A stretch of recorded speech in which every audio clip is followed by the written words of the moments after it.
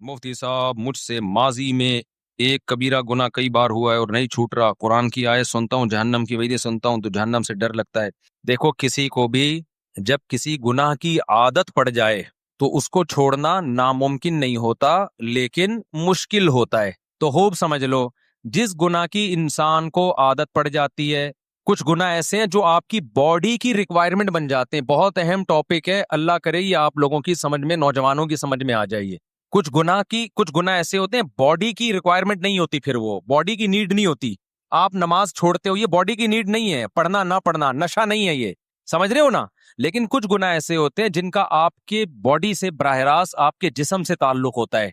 तो फिर जब वो आप गुनाह नहीं करते तो आपका जिस्म बेचैन होता है। जैसे नशा है, नशे की आदत आपकी बॉडी को पड़ती है कि नहीं पड़ती। अब देखो, मुझे चाय की आदत है, मेरी खोपड़ी काम नहीं कर रही थी, मैंने चाय पी है तो खोपड़ी ने काम करना शुरू कर दिया। ये आदत ये किस चीज की, ये मेरी बॉडी की रिक्वायरमेंट बन गई है ना, तभी तो नुकसानदेह चीज है। मैं समझा पा रहा हूं अपनी बात। शराब की आदत किसको, बॉडी को पड़ जाती है। अगर आप नहीं पियोगे, आपकी बॉडी एहतजाज करती है। तो जिन चीजों में आपकी बॉडी एहतजाज करती है ना, उसको बर्दाश्त करना मुश्किल होता है इंसान के लिए, क्योंकि जिस्म बार बार पुकार के कह रहा होता मुझे ये चाहिए, मुझे ये चाहिए, मुझे ये चाहिए। एक चरसी के लिए चर्च छोड़ना क्यों मुश्किल है? वो उसके अब्बा का तकाजा नहीं है, अम्मा का तकाजा नहीं, वो उसके खुद अपने अंदर का तकाजा है। भाई, कुछ तकाजे शैतान के होते हैं, आदमी शैतान को कह सकता है मैं नहीं मानता, जा भाई तू जो मर्जी कर। लेकिन कुछ तकाजे शैतान के बाद में, पहले आपके अंदर के तकाजे हैं। वो आपको प्यास लगती है, आपके अब्बा कह रहे हैं पानी ना पियो, जिस्म कह रहा है पानी पियो, तो किसकी मानते हो? जिस्म की, क्योंकि जिस्म का मुकाबला करना आसान नहीं है, बहुत मुश्किल है। भूख लग रही है, किसका मुतालबा है ये? खाना खाना। आपको जब भूख लगती है तो आपका जिस्म कहता है मुझे क्या चाहिए? रोटी चाहिए। बर्दाश्त कब तक करोगे? एक दफा, दो दफा, बार बार हर वक्त दिमाग में यही आता रहेगा कि रोटी चाहिए। तो जब तक रोटी खाओगे नहीं, तसल्ली नहीं होगी। समझते हो कि नहीं समझते? तो इसी तरह कुछ गुनाह ऐसे होते हैं जो आपके जिस्म की नीड बन जाते हैं, जरूरत बन जाते हैं। हैंड प्रैक्टिस, मास्टरबेशन जो जिसका दूसरा नाम है, फुहश फिल्में देखना, जिना करना, शराब पीना, नशा करना, ये वो गुनाह है जिसकी आपको लत पड़ती है, फिर आपकी बॉडी की जरूरत बन जाती है ये। अगर आप ये गुनाह नहीं करते, आपकी बॉडी एहतजाज करती है, बॉडी डिप्रेशन में जाती है, स्ट्रेस में जाती है, बॉडी टेंशन में जाती है। लिहाजा फिर बॉडी को टेंशन से निकालने के लिए गुनाह करना पड़ता है। यहां तक बात समझ में आ गई है?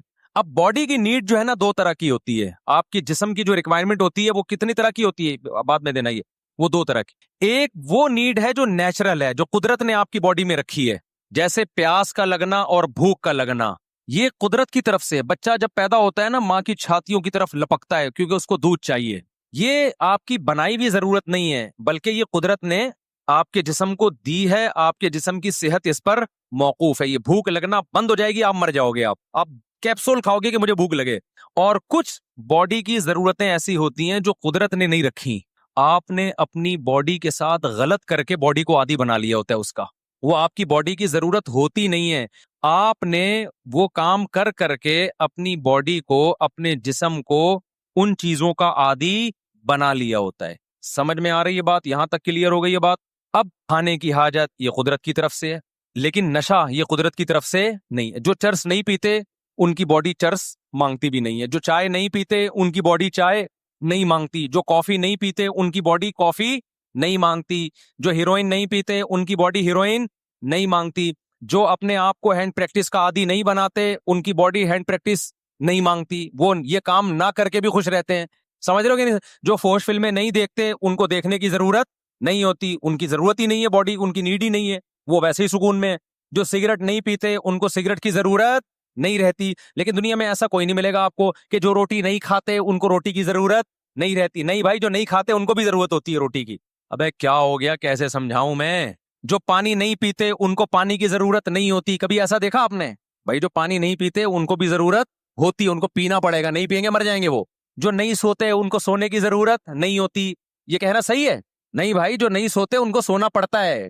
नींद नहीं आ रही तो कैप्सूल खा के सोना पड़ेगा, नींद की गोलियां खा के सोना पड़ेगा, वरना ऐसा सोएगा कि पुलिस से भी नहीं उठेगा, हमेशा के लिए सो जाएगा अगर नहीं सो रहा वो। तो ये जो सोना है, खाना है, पीना है, ये बॉडी की नेचर है, ये जो जरूरत है ये होनी चाहिए, इसके बगैर आप जिंदा नहीं रह सकते। लेकिन कुछ जरूरतें ऐसी होती हैं जो कुदरत ने जब पैदा किया तो नहीं थी वो, लेकिन आपने अपनी जान के साथ जुल्म करके अपनी बॉडी को उसका आदी बना दिया है। अब बॉडी को वो चीज नहीं मिलती है तो बॉडी तड़पती है। यहां तक बात क्लियर हो गई।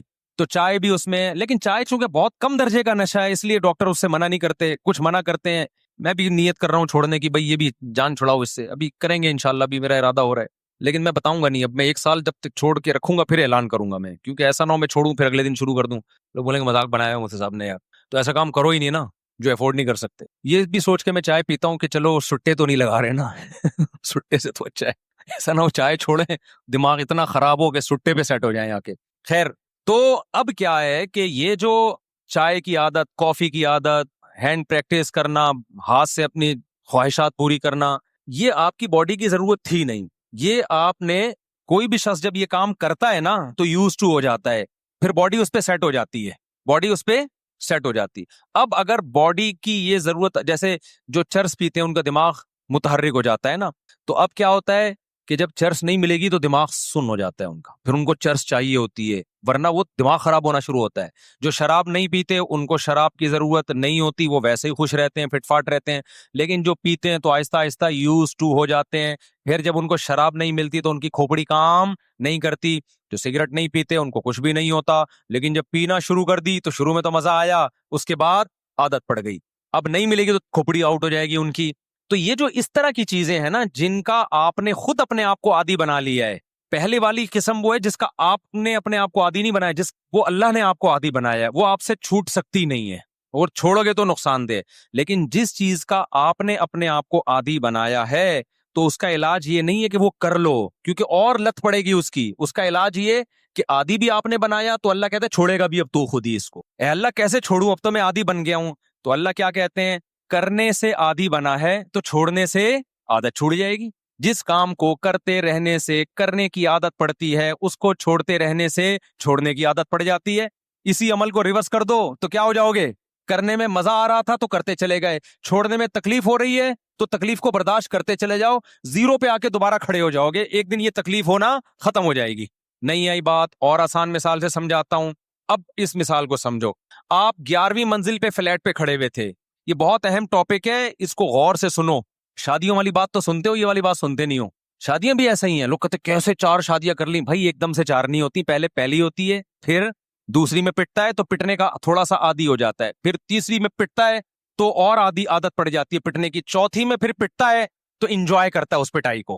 हर चीज का यही उसूल है, फिर आदत पड़ जाती है उसको पिटने की अब आप देखो, आप 11वीं मंजिल पे खड़े हुए थे, आपको पहुंचना है नीचे, ग्राउंड फ्लोर पे आना है।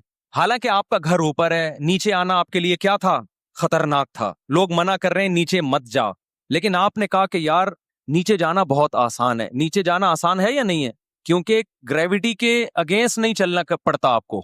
जब आप सीढ़ी पे एक कदम रखते हो तो सीढ़ी खुद आपको नीचे की तरफ खींचती है, आपको जोर थोड़ी लगाना पड़ता है। तो आपने क्या किया, आपने खिड़की से बाहर जाके देखा कार्टून की तरह, तो आपने देखा ये नीचे तो मैं ऑटोमेटिकली खुद ब खुद जा रहा हूं। ऊपर जाने के लिए जोर लगाना पड़ता है, नीचे आने के लिए जोर नहीं लगाना पड़ता। तो आप धड़ाम से नीचे आ गए, आप क्या आ गए, धड़ाम से नीचे।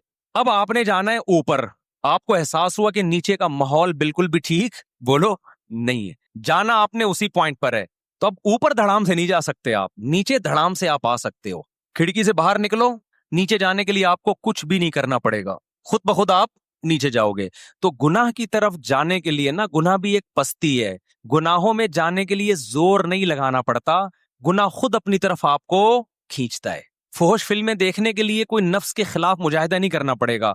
आपका दिल चाहेगा यार बटन दबाओ देखो, तो बटन दबाओगे, जाके देखना शुरू कर दोगे, मजा आना शुरू होगा, देखते चले जाओगे। गाना सुनने के लिए जोर नहीं लगाना पड़ता, गाना खुद आपको अपनी तरफ माइल करता है। गाना लगा हुआ है, खुद ब खुद लोग थरकना शुरू कर देते हैं ना, अच्छा भला शरीफ इंसान होगा फुदकना शुरू कर देगा बिला वजह। तो ये सब चीजें क्या करती हैं, ग्राउंड, जैसे ग्रेविटी है ना, जमीन अपनी तरफ खींचती है, तो ऐसे ही गुनाह भी इंसान को अपनी तरफ खींचते हैं। और जितनी तेजी से गुनाह की तरफ जाता है ना, उतनी तेजी से ही पटकता है वो। जैसे कोई खिड़की से छलांग लगाएगा, टुकड़े हो जाएंगे कि नहीं हो जाएंगे। तो जो गुनाहों के दलदल में फंसते हैं उनके भी टुकड़े होते हैं, रूहानी एतबार से टुकड़े होते हैं उनके। अब क्या है कि गुनाह तो एकदम से आप उस आखिरी मकाम तक पहुंच जाओगे जहां तक आपने पहुंचना है। रिवर्स होने के लिए ना, दोबारा उस बुलंदी पे आने के लिए स्टेप बाय स्टेप आना पड़ेगा आपको।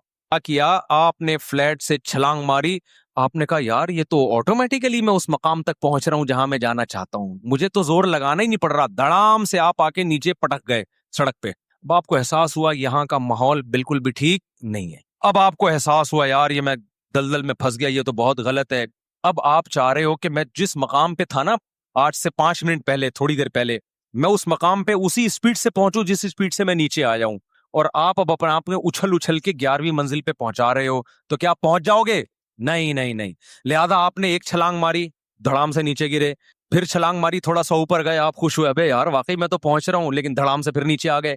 3 4 छलांगे मार के आप मायूस हो गए, भाई तेरे बस का नहीं। तो जो फोहश फिल्मों में पड़ गए, जिना में पड़ गए, हैंड प्रैक्टिस में पड़ गए, वो क्या चाहते हैं? एकदम एक तकवे का जोश आता है, वो गिड़गिड़ा के तौबा की, छलांग मार के ऊपर चले गए, लेकिन पहुंचने के बजाय धड़ाम से दोबारा नीचे आ गए। अगले दिन तौबा फिर टूट गई।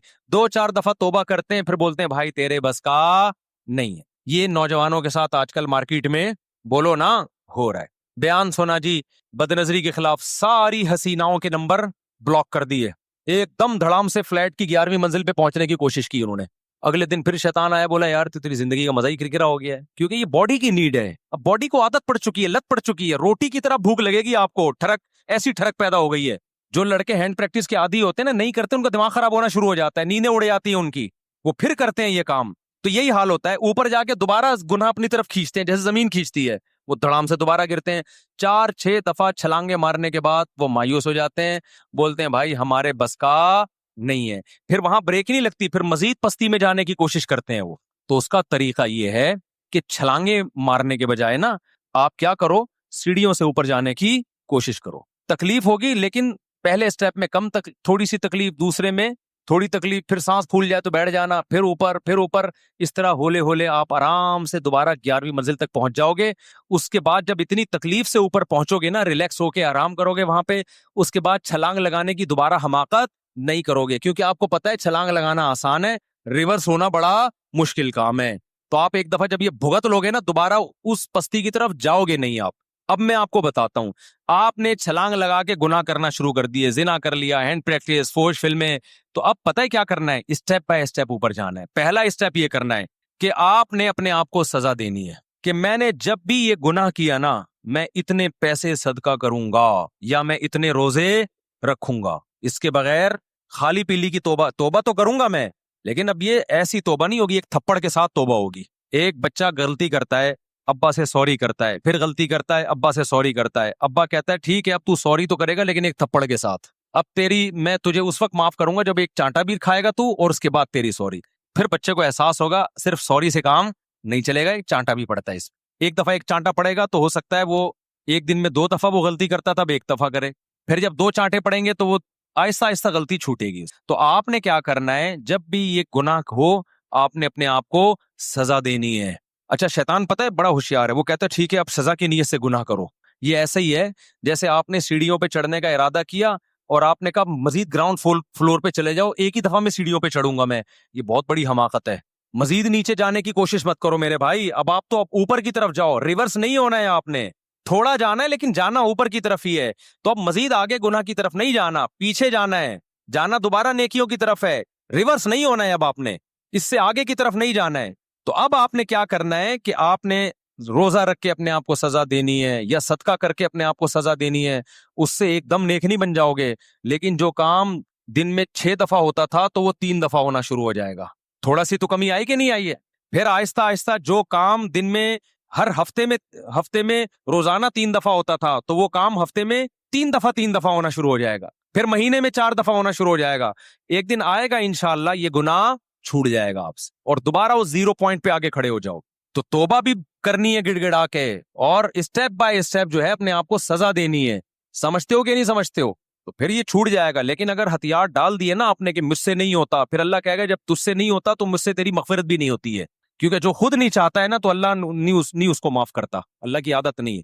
अनुलजिमुकुमुहा व अंतुम लहा कारिहून, अल्लाह कहता है तू जाना नहीं चाहता जन्नत में और तुम्हें तो जबरदस्ती उठा के भेज दूं, ऐसा नहीं होता, ऐसा नहीं होता अल्लाह के यहाँ। जो बचना चाहेगा तो अल्लाह उसका हाथ पकड़ेगा, जो चाहता ही नहीं है शैतान के सामने हथियार डाल देता है। लड़के कहते हैं यार हमें तो मुजजनी की आदत पड़ गई है, हम तो नहीं छूटती भाई, ये तो अब तो ये सोसाइटी का हिस्सा बन चुकी है, मुफ्ती साहब अब ये बातें छोड़ दो यार, अब तो सभी करते हैं। तो भाई अब मैं कहता हूँ ठीक है भाई, तू, अल्लाह ने तो कुरान में कह दिया कि बीवी के अलावा किसी और तरह से कोई भी अपनी ख्वाहिश पूरी करेगा वो अल्लाह की हुदूद को तोड़ने वाला, अल्लाह नहीं छोड़ेगा। लोग कहते हैं ये फौज फिल्में तो यार सभी देख रहे हैं, अपनी अपनी अब बचना मुमकिन नहीं है। तो अल्लाह क्या है, मेरे लिए मगफिरत भी मुमकिन नहीं है, ठीक है ना। क्योंकि मैंने हराम किया है, इसलिए थोड़ी कि सब कर रहे हैं तो तू भी करना शुरू कर दे। हराम इसलिए किया है कि ये हराम है, मुझे नापसंद है, तो बचने की कोशिश कर, तू जोर लगा तू बचने के लिए। तो जब बॉडी की नीड कोई चीज बन जाती है ना, तो जैसे करते रहने से करने की आदत पड़ती है, छोड़ते रहने से छोड़ने की। एक वाकया सुना के इस टॉपिक को खत्म करता हूं। एक दोस्त है हमारे, अभी दोस्ती हुई है उनसे, उन्होंने अपना बचपन का तो नहीं, यानी जवानी का ही समझ ले, पुराना वाकया तो इसलिए बचपन कह रहा हूं। उनको नशे की आदत पड़ गई थी, बहुत खतरनाक नशा। वो बंदा मुझे ये कहता है कि जो लड़का ये कहता है ना हमसे नशा नहीं छूटता, झूठ बोलता है। उस नशे का उन्होंने नाम भी बताया, मुझे नाम याद नहीं है उसका। तो वो बहुत खतरनाक नशा था। कह रहे हैं एक दिन मैंने इरादा किया मैं ये नशा छोड़ूंगा, मैंने इरादा किया मैं ये नशा छोड़ूंगा। मैंने कहा आप किसी हॉस्पिटल में गए? कह रहे कोई हॉस्पिटल नहीं। मैंने क्या किया, अपने आप को घर के अंदर कुंडी लगा के ताला लगा के बंद कर दिया, और ये अज़म किया कि 6 महीने से पहले मैं कमरे से बाहर नहीं निकलूंगा। नहीं आई बात? 6 महीने से पहले मैं कमरे से बाहर, बोलो, नहीं निकलूं। ऐसी की तैसी मर जाऊंगा जहां पे, सर दीवारों से मारूंगा मैं जाके। और अपनी वालदा से कह दिया खाना पीना मुझे यही पहुंचा दें बस। हत्ता के जुमा भी नहीं पढ़ने जाऊंगा मैं। अब हो सकता है कोई कहे जुमा छोड़ना तो हराम है, कह रहे मुझे डर ये था कि मैं निकला ना घर से बाहर, मुझे ख्याल आएगा और मेरे वो चरसी हीरोइनची दोस्त मुझे मिलेंगे। उन दोस्तों से जान छुड़ानी है जो नशा करते हैं, क्योंकि आप अगर छोड़ दिया ना तो कोई मिल जाएगा चरसी, वो कहेगा अबे सब पी रहे हैं, तूने नहीं, तू क्या तीर मार देगा। जब अज़म करता है ना इंसान, इस तरह से करता है। कह रहे मैंने कहा उन दोस्तों के पास, वो क्योंकि जुम्मा पढ़ने, जुम्मा की बाद में कजा हो जाएगी, नशे की कजा नहीं होती। कह रहे जुम्मा भी नहीं पढ़ने जाऊंगा मैं, क्योंकि मुझे पता है मैं जुम्मा पढ़ने गया ना वो लोग मिल जाएंगे मुझे। और वो फिर वही है कि शैतान वर्गलाता है इंसान को मुख्तलिफ तरीकों से। बहुत से लोग लड़कियों को तबलीग कर रहे होते हैं, हम तो तबलीग की नीयत से बात कर रहे हैं उनसे। भाई तू मर्द मर गए, मूछों वाले दाढ़ी वाले मर्द, तुझे यही क्यों अच्छी लग रही है तबलीग के लिए? तो कहते हैं मैंने 6 महीने के लिए अपने आप को बंद कर दिया, और वालदा को मैंने समझा दिया कि आप मेरा साथ दें इसमें। तो मैं घर से, और अनमैरिड थे, एक खुद उन्होंने अपनी मुझे हिस्ट्री बताई कि शराबें पीना, नशा करना, और फिर नाइट क्लबों में नाचना, और ये सारी हरकतें करते थे। कह रहे मैंने कहा नशा सबसे पहले छोड़ो भाई। तो 6 महीने के लिए अपने आप को बंद किया है, उसमें जिस्म तड़पा है, बहुत कुछ हुआ। कहते मैंने कहा मर जाऊंगा नहीं पीऊंगा। 6 महीने के बाद ठीक ठाक हो गए घर से फिट फाट हो गया बिल्कुल। लेकिन जो इतनी स्ट्रगल करके छोड़ता है वो दोबारा नहीं जाता। अब उनके चेहरे पे ऐसी चमक है, ऐसी चरसियों के चेहरे पे चमक होती है, बदबू आ रही होती है। मैंने कहा देखो वो उस मुसीबत में पड़े होते ना, अब तक तो मर चुके होते। बदबू आ रही होती, लाखों रुपए उस नशे में। ये याद रखो शैतान क्या करता है, हमारी यूनिवर्सिटियों और कॉलेजों में लड़कों लड़कियों को ये समझा रहा है तुम्हें स्ट्रेस है, सुट्टा लगा लो स्ट्रेस दूर हो जाएगी। वो सुट्टा लगा के देखते हैं, स्ट्रेस दूर हो गई, कहते हैं शैतान की रिपोर्ट बिल्कुल सही थी। फिर वो कहते हैं यार ये मौलवियों की रिपोर्टें ठीक नहीं होती, रिपोर्ट हमेशा शैतान की ठीक होती है। और मौलवी हर वक्त शैतान के खिलाफ बोलते रहते हैं। वो बाकायदा करके देखते हैं ना, आइस ले रहे हैं, और पता नहीं इतने नशे की किस्में आ गई हैं। तो फिर लड़के भी उनको समझा रहे होते हैं कि भाई हर आदमी आजकल कुछ ना कुछ पीता है। हिटलर ने जो इतने इलाकों पे कब्जा किया वो तो नशा करता था ना, पता है आपको? हिटलर जो दूसरी जंग अजीम का जरिया बना है ना, और मुल्कों के मुल्क फतह कर लिए, उसको नशे के टीके लगते थे बाकायदा। और यहूदी डॉक्टर था जो ना टीके लगा के जाता था, उससे एकदम वो हिटलर में ना ऐसी ताकत पैदा होती थी कि नए मुल्क पे हमला कर लेता था वो। उसको ये नहीं पता था बेवकूफ को कि तू जो मुल्कों के मुल्क फतह कर रहा है ना, तू अपने आप को क्या कर रहा है, खत्म कर रहा है। तो ऐसी फतह का करना क्या है जो तू ही मर जाएगा थोड़े दिनों में। और जिस दिन तेरा टीका लगाना कोई भूल गया तो जो तेरा मुल्क है वो भी तेरे हाथ से जाएगा। तो नेचुरल वे में, नॉर्मल वे में जितनी अल्लाह ने ताकत रखी है ना उसको करो। नशे वाली ताकत जरूरत से ज्यादा होती है, वो फिर अफोर्ड नहीं कर सकता आदमी। समझते हो या नहीं समझते? गोलियां खा के 4 शादियां करोगे तो थोड़े दिनों में एक के काबिल भी नहीं रहोगे। तो यही होता है, टीका लगा दिया एकदम इंसान में ताकत आ गई, हिटलर ने एक और मुल्क फतह कर लिया। उसके बाद जब टीके का असर खत्म होना शुरू हुआ तो जो मुल्क था वो भी हाथ से जाना शुरू हो गया। फिर नशे में ये कि आज एक टीके से काम हो रहा है, कल 2 टीके लगेंगे आपके, क्योंकि नशे का आदी होता है ना इंसान। अब क्या है कि जी यूनिवर्सिटियों में लड़के लड़कियां क्या करते हैं कि उनको शैतान आके समझाता है, दोस्त अहबाब भी शैतान की सूरत में आते हैं। अबे आजकल मेहनत है भाई, जागना पड़ता है यार, स्ट्रगल है, नंबर अच्छे आ जाएंगे तो पी ले। मैंने भी पिया था, देख मेरे कितने अच्छे एग्जाम में नंबर आए, तू भी पी ले। होते होते नंबर तो अच्छे आ जाते हैं, लेकिन उस नंबर का क्या फायदा कि आपको पीने की आदत पड़ गई। इससे डिप्रेशन, स्ट्रेस, ये जितनी भी नशे की चीजें हैं ये वक्ती सुकून देती हैं, उसके बाद इंसान को स्ट्रेस और डिप्रेशन का मरीज बना देती हैं। खुद भी हर वक्त गुस्से में जला भुना बैठा रहता है, दूसरों को भी टेंशन देता है। हम अल्लाह का शुक्र है नशा नहीं करते, सारा दिन एक ही कैफियत में रहते हैं हम, अल्लाह का फजल है, फिटफाट रहते हैं। टेंशनें तो हमारे पास भी आती हैं, ठीक है ना। अल्लाह ताला गुजार देता है उनसे। अब क्या है, तो ये नेचुरल नहीं है। ये क्या है, ये नेचुरल नहीं। मैं बात क्या कर रहा था, दिमाग से निकल गई। लोग कहेंगे, सुट्टे वाले कहेंगे सुट्टा नहीं लगाते ना, इसलिए निकल गई दिमाग से। हाँ, तो अब देखो, उसने 6 महीने के लिए अपने आप को अंदर बंद कर दिया, उसके बाद बाहर निकला है फिट फाट, क्योंकि एक जोर होता है, एक हद तक जाता है नशे का, उसके बाद वापस आना शुरू, नशा टूटता है। जिगर मुरादाबादी को अल्लाह ने आखिर उम्र में तौबा की तौफीक दी थी। उलमा के पास आए, तौबा की, उन्होंने कहा कि भाई शराब आहिस्ता आहिस्ता छोड़ो। उन्होंने कहा एकदम से छोड़ूंगा, लेकिन वो कॉन्फिडेंट थे ना उस पे। मरने लगे, डॉक्टरों ने कहा भाई मर जाएंगे, थोड़ी सी पी लें आप। उन्होंने कहा कोई बात नहीं यार, जब तौबा करके अल्लाह ही को राजी करना है तो ऐन मतलूब है मौत भाई। जब मकसद अब जिंदगी रही नहीं है, अल्लाह की रजा रही है, तो मर गए तो कहाँ जाएंगे भाई, अल्लाह खुश हो जाएगा। तो उन्होंने कहा शराब पी के जिंदा रहने से शराब से बच के मरना बेहतर है। लेकिन मरे नहीं, ठीक है ना, मरता वरता इतने आराम से नहीं है इंसान, इतने आराम से इंसान मरता नहीं है, जहन में रखो। ये आदमी बहाने करता है कि मैंने ये नहीं किया तो मैं मर जाऊंगा, तुम मुझे नहीं मिली तो मैं मर जाऊंगा। कोई नहीं मरा आज तक। मरता धमाके से है या डाकुओं से मरता है फौरन, बीमारी से इतनी जल्दी नहीं एकदम से मरता, हार्ट अटैक से मर जाता है बाद, अल्लाह ताला सबको बचाए उससे। तो क्या है कि देखो, उसने 6 महीने के लिए अपने आप को बंद किया।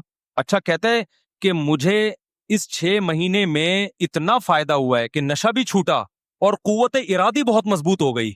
अब इतना मुश्किल काम एक दफा जब कर लिया ना, तो कह रहा है मेरे लिए दुनिया का कोई काम मुश्किल रहा नहीं है। बिजनेस में हाथ डाला, करोड़पति बन गया है वो, क्योंकि कह रहे हैं मैंने बिजनेस में वो कुछ स्ट्रगल की है जो कंपनी सोच भी नहीं सकती थी। तो पहले कंपनी ने अपना मुलाजिम बनाया, फिर देखा ये आदमी हर जगह टांग अड़ाता है ना, इतनी स्ट्रगल करता है, तो पार्टनर बना रही है कंपनी ने, शिरकत पे रख लिया। तो जब एक आदमी किसी गुनाह से लड़ता है ना और वो फतह हासिल करता है, तो उसमें कॉन्फिडेंस पैदा होता है, फिर वो बड़ी बड़ी इलाके फतह करने की सोचता है। और जो गुनाहों के सामने हथियार डाल देता है कि मुझसे नहीं हो रहा, मुझसे नहीं हो रहा, तो शैतान मुसल्लत होते होते दबाता रहता है। फिर दुनिया की हर बुराई उससे होती है, फिर कुछ भी नहीं, निकम्मा बनता है बिल्कुल, वो किसी काम का नहीं रहता। चरसियों को देखा है किसी काम के होते हैं, किसी काम का नहीं, बस चरस जब तक पी रहेंगे तो काम कर रहे होंगे, और वो भी काम चर्च के लिए कर रहे होते हैं ताकि मजीद पुड़िया खरीद सके हम, कोई बड़े विजन के लिए नहीं कर रहे होते। नशई स्ट्रगल करता है इसलिए ताकि मजीद मुझे गुटका मिल जाए कहीं से, वो कोई उम्मत के लिए, कौम के लिए काम नहीं कर रहा होता। तो इसलिए हिम्मत करो, कोई गुनाह की आदत पड़ चुकी है, छोड़ो उसको, तौबा करो। और 6-7 महीने की मेहनत है। अगर अपने आप को, मैं कहता हूं लोगों से तबलीग में निकल जाओ 4 महीने के लिए, इससे भी आदत छूटती है। फिर अगर दोबारा गुनाह हुआ फिर निकल जाओ, 2-4 दफा ऐसे होगा, छूट जाएगा हमेशा के लिए इंशाल्लाह। गुनाह कोई ऐसी चीज नहीं है जो हमेशा के लिए चिपक जाए इंसान के साथ, और फिर उम्र के साथ साथ भी वो छोड़ने की तौफीक मिलती रहती है। तो इस पे अमल करोगे तो फायदा होगा। 1-2